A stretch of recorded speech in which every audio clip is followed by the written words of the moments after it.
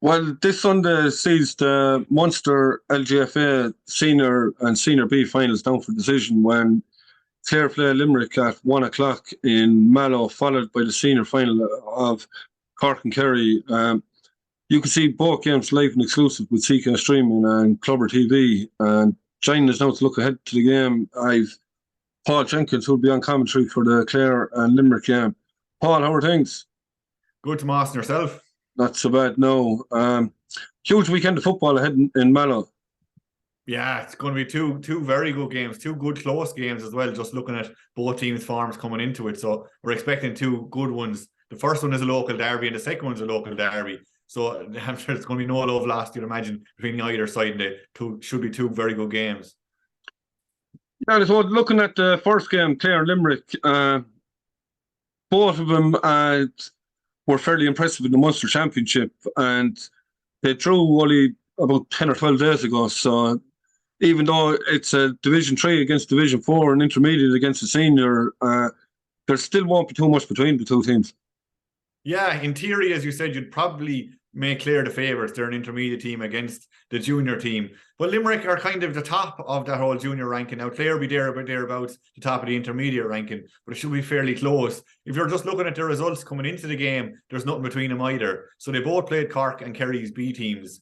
They both beat, which is kind of funny, they both beat Cork's B team by they both beat Kerry by 11 points, the two of them. And Limerick beat Cork by 7 points, and Clare beat Cork by 4 points. So even on aggregate, there's only 3 points between them. And then, of course, they both drew with each other. So, there's nothing at all between these two teams. So it should be a very good game. And both teams will want a bit of silverware starting off the season because neither of them come away with that in the league. Division 3 final, we saw Clare in that, and they came very, very close. They were only beaten after extra time by Kildare, and Limerick made the latter stages of the Division 4 as well, but neither of them have any silverware to show for it just yet. So they'll be wanting to get a little bit early doors for the start of where they go on to the All-Ireland series in another couple of weeks. Yeah, because we spoke with Wayne Freeman, the Clare manager there, and he's newly in. He was with Louth there for the last couple of years, and there's actually been a huge turnover in the Clare panel as well. But as he said, he came in, every player got a fair crack of the whip to make this Clare panel. And he's after getting a nice panel together now. And if they manage to get Munster and they've All Ireland on their sites as well, can get back to that senior level. Yeah, because they're not even down. Well, Division 2, they got relegated from last year. So they're down to Division 3 and they're trying to get straight back up this year. But they're used to playing at a higher level and they'll feel they are a team that probably should be playing senior. And this is the first leg of getting back up there again, try and win the Munster Championship there on Sunday. And you can see, when you're getting buy-in, you're getting a couple of players coming back who haven't played in a few years and things like that. It's a really good sign of the way things are going. And Clare Ladies Football made the Minor A final there a few weeks ago as well. So it seems to be everything in Clare Ladies football-wise is on the up at the moment. Yeah, and you can see it with 4 players on the Division 3 Team of the Year. Caoimhe Harvey, the captain, and Fidelma Marinin, and Fifer Niconnell and Chloe Maloney. So Clare are in a good place now at the minute. Yeah, and particularly the name that stood out there as you were going through was Fidelma Marinin. She was, last time I saw her, she was actually playing against Tipperary in the league last year. She's a savage player. She takes a hell of a lot of watching, and definitely the Limerick defence are going to have their hands full with her. Really good player and fully deserved that team of the league all-star, I suppose we'll call it. But yeah, very good player there, and one that Limerick will have their hands full with. Yeah, and Leonie Ryan coming back there as well. She's going to be a huge addition. She was playing soccer there with Athlone during the course of the year, and she's back involved now again. It must be savage for them. I know she's splitting her time half with the soccer, half with the ladies football, and I'd say they're delighted to have her back for the championship, and their fitness won't be in question if she was playing soccer to a fairly high level and things like that. So yeah, huge addition to any team is a player coming in with that kind of a background. Yeah, because Chloe Maloney is actually playing with Peamount United as well. So there's plenty of girls there playing at a high level of sport. Yeah, and who are used to playing at this level. So just coming into a Munster final, you'd imagine there'd be a decent crowd down there and things like that. So they won't be overawed by the situation or anything. And then having that background of competitive sport points is obviously going to be a huge asset. Yeah, looking at Limerick, they have a fair spread of clubs involved with them now, and Mulligay were beaten in the intermediate Munster final last year against Monaghan, and there's 9 of them involved in this panel now on Sunday. Like if the 2 Lee sisters that would be nieces of Billy Lee that was involved with Limerick, he managed Limerick there over the last couple of years. Aoife Corbett is a sister of Ian Corbett, the great Limerick footballer. So and Ellie Wolfe is known to be running up and down the field there constantly for Limerick, like, so there won't be any soft touch there. No, like they won, last big thing they won, I suppose, was the All-Ireland Junior back in 2018. Now, I was trying to compare their team from their last game in Munster against tomorrow, Sunday's opposition against Clare, and the 2018 All-Ireland final. There's only maybe 2 or 3, Catty Me, and there's a couple of subs that maybe came on. There's not a huge amount of, I suppose, players still there, but you still have that bit of experience running through the spine of the team, which is going to stand to you throughout the year. But yeah, Limerick are, and as I said, they're coming, like their league form, they are only in Division 4, but they're doing their very best to get out of it. Like last year, they reached the Junior All-Ireland semi-final, of course. They're also in the league last year. They got to the Division 4 final. Now, they lost out to Offaly by 9 points. And then in this year's league, again, they were there towards the closing stages.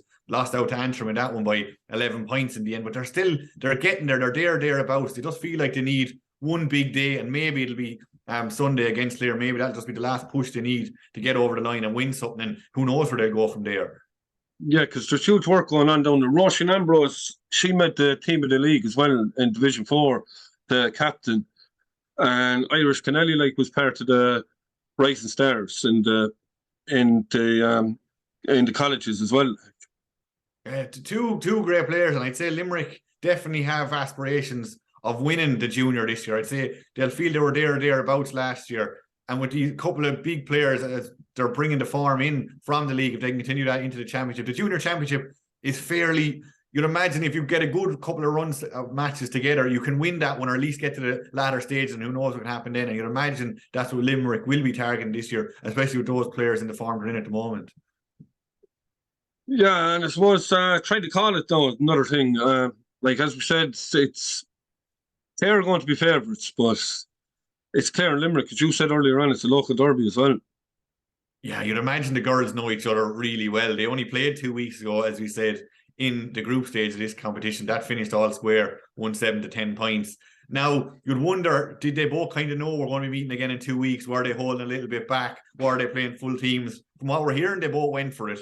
But you'd still wonder, they knew this was coming down the track. And did that have any bearing on the game?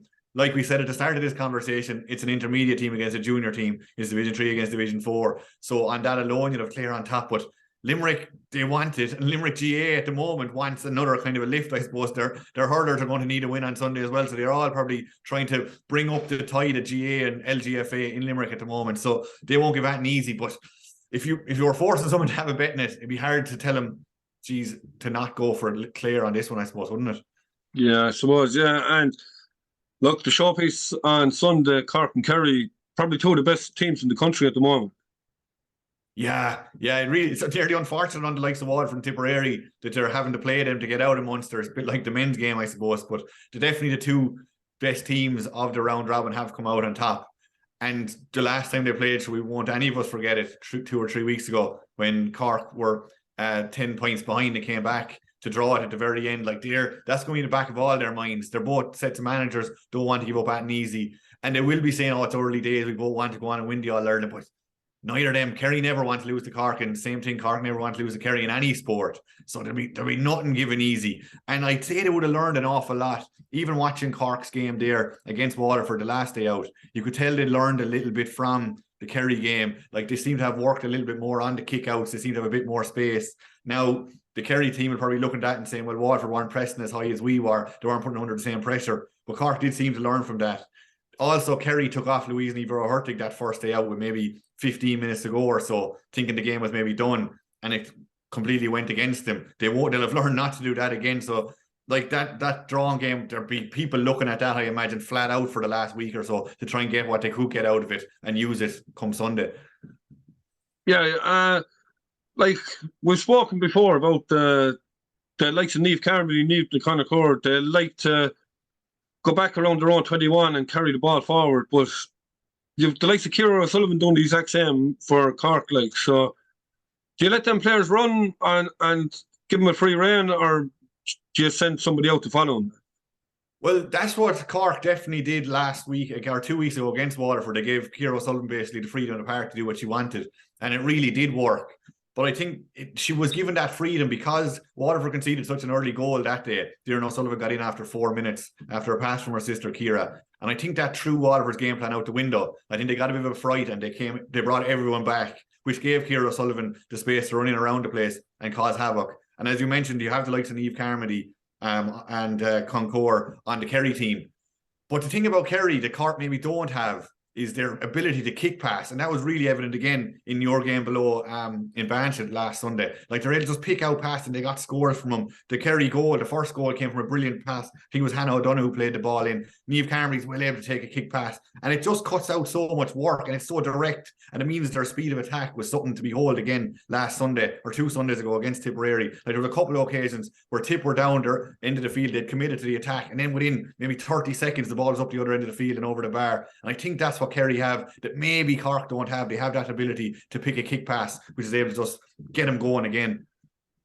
Yeah, and we spoke to Declan Quill about it last year, and look, he wasn't giving too much away as regards kickouts and facing the opposition kickouts, but when Kerry do get a shot at goal and it ends up with either a score or a point and there's a kick out coming, they tend to press up on the opposition kickouts. Like they do say they vary it, but 9 times out of 10 they're pressing up. Like we've seen it against Tipp where they would have had 13 players inside the Tipp half, boxing Tipp in.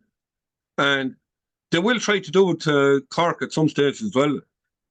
Yeah, sure, they absolutely choked Tipperary, it looked like. And it worked so well from again against Maeve O'Sullivan's kick out that they had a draw. Like they were stuck really badly. They conceded 1-2, 1-3, I think basically from turnovers from the kick out. They were trying to, Maeve O'Sullivan was trying to go short to Ciara the whole time. But Kerry spotted that. They obviously had done their homework on that and they just couldn't get out. And then the same thing, as you said, happened in the Tipp game. Like that is definitely an asset to have. But is the likes of Shane O'Neill looking at that going, geez, if we kick the ball over the top of that press, are we going to get away? Is there going to be plenty of space to play it into? So there is probably ways around it, but it's hard. Like you mentioned on commentary there in the game, in the Tipp Kerry game 2 weeks ago, how there was 12 players up, we'll say, attacking the Tipp kick out every time. And sure, where did the Tipp girls get to go then? They couldn't get the ball out past the 45. And so the game was over then, really. That's it, because Kerry just kept getting the ball and hammering it back in over the bar and under the bar. Yeah, one thing that probably won't be happy with the last day was like they were 10 points up at half time and they only kicked 2 points in the second half and they kicked 6 wides, but maybe the game was over and they were going through the motions. But like Darragh Long did say to us that they were fairly tired after the few weeks. Like they had no real break since the league. Like so this between the Tipp game and on Sunday, this is the first break that they've had now in a while. Yeah, in fairness, that argument has a fair amount of merit to it. Even the girls who got to go to the All-Stars over in America, they were training over there and they came back and did the league final a few days later. But then on the other hand, that Kerry Tipp game was probably over after about 9 minutes. It was 2-3 to no score at that stage, wasn't it? But then, do Kerry not learn that? And they were 10 points up, as you said at half-time. They were 10 points up against Cork and they got caught badly. They were 10 points up in that one. And it didn't really kick on, but Tipp just didn't have what Cork had, I suppose, to punish him enough. But 10 points, a dangerous leading ladies footballer for Kerry. They must have been thinking, but they got away with it anyway. And in fairness, it was never really in doubt against Tipperary. But if you do it against Cork, they could get caught again.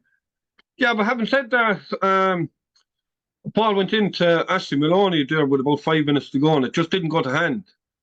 And she would have been clean through and goal. That would have put 4 in it at that stage. And it would definitely have been squeaky bum time for Kerry after what happened the previous week. Yeah, like a goal can do so much in those games. What was the final score? 2-8 to 1-5 in the end to Kerry against Tipp. So throw another goal onto that. Yeah, it does make it fairly tight. But as you said, Kerry probably felt they had the job done at half time, which is a dangerous thing for them to be feeling, especially what happened to them against Cork. But it's hard to read too much into that second half, I would have said. 2-6 to 2 points, like was the halftime score. Not a huge amount happened in the second half. Tipperary definitely came into it more. Is that because Kerry maybe took the foot off the gas? Probably is what I'd argue. But they won't be doing that against Cork. You'd think that they've learned their lesson from the last week. And yeah, you'd imagine that they won't let that happen to them again. Yeah, so looking at the Kerry half back line, like Louise Galvin, Emma Costello, Cait Lynch, like they get to move forward as well every opportunity. We've seen Costello get a goal the last day, but when you've Kelly Cronin behind you and the likes of that, you can afford to let them players go forward. Yeah. The likes of Caught Lynch, who played as well the last 2 games as well, like they're multiple All-Stars, multiple All-Ireland winners. Like, yeah, you can afford to go forward, and that probably gives the room to the likes of Carmody, to the likes of, well, playing it into Nivora Hurtig, to the likes of Nicon Core to play these kick passes in. But that is definitely one thing that stuck out to me from this whole Munster Championship from a Kerry point of view, is just their ability to be able to mix it up. They're able to, well, their ability to turn a defence into attack first of all, and a big part of that is the kick pass, and it's something I'd say Cork are definitely going to have to look into. Because as you say, they're starting with a strong base in the back. They didn't get it out, then they can pick a pass, and the ball is the other end of the field within 30 seconds of when it was at the other end of the field. So hard to defend that. Like that, I think that's what happened to Waterford again. I know Waterford isn't an issue come this week, but if the Kerry can do the same, Waterford just seems so tired. They brought everyone back. They were sapped of energy, and even when they did get out those few times and brought it up near the Cork goal, Kerry, or they just couldn't get the shot away. So Kerry don't suffer that. They're able to get the ball so quick. So they're still full of energy and they're able to put the ball over the bar. So it's just something that both sides, I imagine, will be looking at. Yeah, and looking at Cork, like obviously Ciara and Darren O'Sullivan, but probably one of the revelations has been Orla Cahalan so far. Yeah, again, she came on in that big game getting 1-1. She's not a big player, but she's at the back post to punch that in. But we spoke to Shane Ronayne after the game and we asked him about the strength and depth, because she came on and got 1-1, then started and got 2 points the last day out against Waterford. But then they were able to bring on Laura Fitzgerald, Club All-Ireland winner, of course. Shane Ronayne had know her well from Mourneabbey. She scores 1-2. She was only on for, I think, 7 minutes. Like, will she start now in the Munster final? If you score 1-2, do you expect to start the next day? I'd say you do, but then who do you leave off? Because you've got Ciara O'Sullivan. Obviously, you can't go without her. Darren got her goal. Now, she was well marshalled after that. Like Karen McGrath was on her and did a really good job. Apart from the goal, she hardly got a sniff after that. But you don't start without Darren O'Sullivan in the Munster final. Emer Kiley's playing brilliant. Orla Cahalan, you'd imagine, to start again. Katie Quirk and Libby Coppinger. Who do you leave out there, like? Yeah, it's a tough one to call on that now. But you have to remember too, their captain Maeve O'Callaghan isn't even making the team at the moment. Like, I know she was out for a long time with an injury, but to have somebody of that caliber to come off the bench as well. Like. Yeah, she's come on now in the last 2 games, I think, and she's made a decent contribution.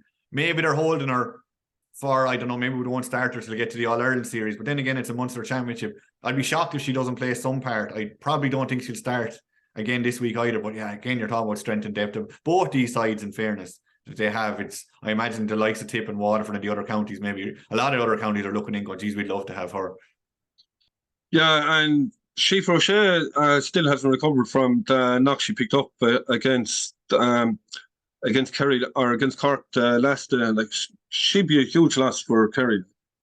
Yeah, absolutely. But then again, we're talking about it again. Their strength and depth. They're able to bring in Danielle O'Leary. They're able to bring in Hannah O'Donoghue the last couple of weeks, and both of them made huge contributions to both games. So while she's a huge loss, they're well able to cover it, in fairness to Kerry, the way they're going at the moment.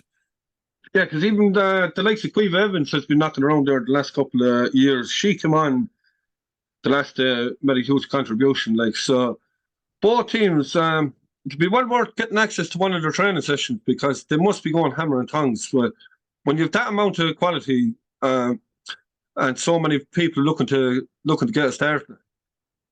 Yeah, absolutely. Like, where, as we were just talking about the 6 forward for Cork, but the 6 forward for Kerry is just as dangerous, just hard to get into, and then they have the players who can come on as well. Like, it's going to make intriguing viewing on Sunday. Like, these 2 teams are probably in the top 4 for the whole All Ireland. Like, wouldn't be surprised at all if they make the All Ireland final, maybe semi-finals. Definitely, you'd imagine seeing the 2 of them there. So like, this is going to be top quality, and both teams seem to be going for it. They're taking this competition serious. You heard, you were talking to the Kerry management after the game in Tipperary, and they were saying, we want this. Shane Ronayne is saying the same. I'd say Shane Ronayne doesn't like losing a game of Tiddlywinks at home. Like, they're competitors. They're going to go for this. That's why it's going to be so good to see and so interesting to watch on Sunday.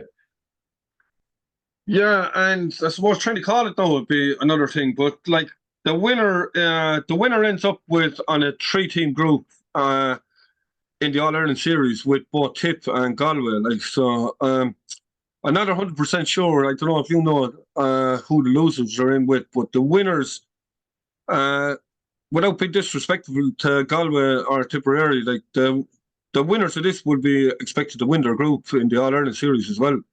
Yeah, absolutely. And yeah, as well, whichever one of them comes out, they'll be saying, well, we've already beaten Tipperary. And yeah, and as you said, you'd expect them to beat Galway as well. So, like, that's another couple of handy matches where you can try. Well, handy is a bit disrespectful, but they can try out their panel. They know how to beat these teams potentially. So that's just another, I suppose, layer to this match, another thing to go for besides getting the Munster trophy, which maybe these, I think Kerry haven't won it since 2016, I think they were saying during the week, so they obviously be massive for them as well to win this, because they're trying to win everything this year. They have the league, they're going for the All-Ireland, they'd want to get Munster as well, so just to finish off the accolade of things they can win, Munster would be a great place to start. And then Cork, they just want to be the aristocrats of ladies football and never want to let that crown drop, so I imagine they'll be going all out again for on Sunday. Very hard to call though. You're watching as much as I am. Where would you be putting your fiver?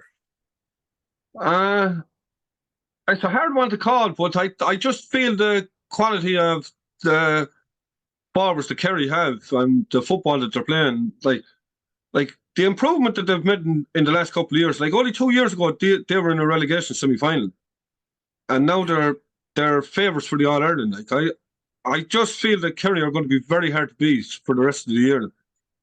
Yeah. Like I saw them play Division 2 against Tipperary there last year as well, and they were nothing special. They beat Tipp in the end, but I think there was only 3 or 4 points in it. Like there was nothing amazing about Kerry. You definitely didn't think they'd be where they are now, where they're one of the favourites to win the All-Ireland. It's what they've done down there has been absolutely brilliant. The different, I suppose, the investment in time and money and everything else is really starting to come true.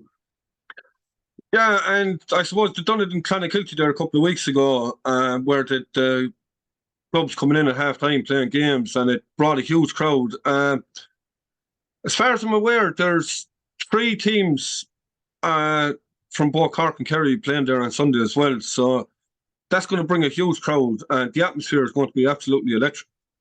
That was a big thing. I was saying this to a lot of people actually even coming home, non-ladies football or sports people in general. Clonakilty, in fairness, the setup down there is brilliant. But then that idea they had 8 ladies football clubs from around West Cork who all brought their under-8s to the game.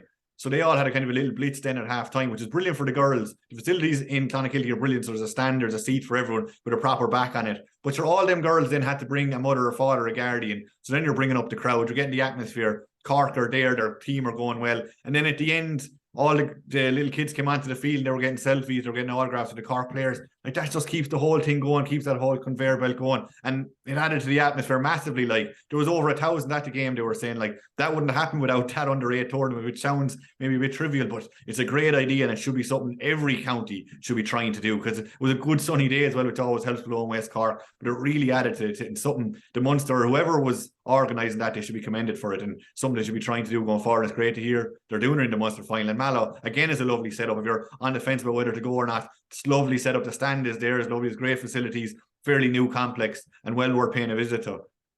Yeah, and of course, like the likes of these, say the ones that were in Clonakilty, they would have enjoyed their day out, so they're going to come again on Sunday. So it all adds to the atmosphere. Like it's going to be a great day out.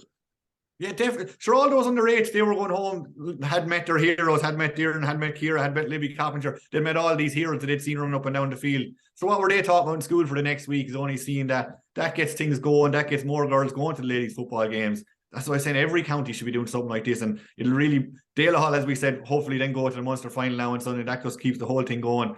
And that's why Cork are probably where they are, because they are doing these initiatives. They are keeping people going to matches. And it's something that, as I said, should be commended and replicated in every county in Ireland, if at all possible.